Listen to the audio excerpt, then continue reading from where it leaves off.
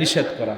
কুরআনে কারীমের মধ্যে আল্লাহ পাক রব্বুল আলামিন বলেন, কুনতুম খায়রা উম্মাতিন উখরিজাত লিন-নাস তা'মুরুনা বিল মা'রুফি ওয়া তানহাউনা আনিল মুনকার।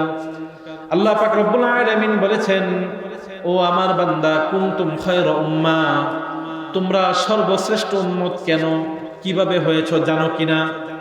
কুনতুম খায়রা উম্মাতিন তা'মুরুনা বিল মা'রুফ, তোমরা শ্রেষ্ঠ উম্মত এই জন্য হয়েছো, তা'মুরুনা বিল মা'রুফ, কেননা তোমরা মানুষকে ভালো কাজের আদেশ করো, ওয়া তানহাউনা আনিল মুনকার, আর তোমরা খারাপ কাজ থেকে মানুষকে ফিরায় রাখো।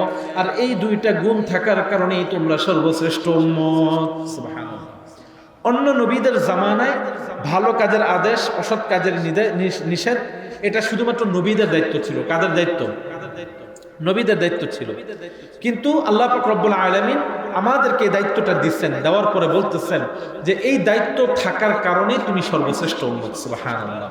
তাহলে ইমাম গাজ্জালী রাহমাতুল্লাহি আলাইহি বলেন যে তুমি যদি তোমার নিজেকে সর্বশ্রেষ্ঠ মানুষ হিসেবে গড়তে চাও, তুমি যদি তোমাকে দিয়ে সমাজ সংস্কার করাইতে চাও, তাহলে তার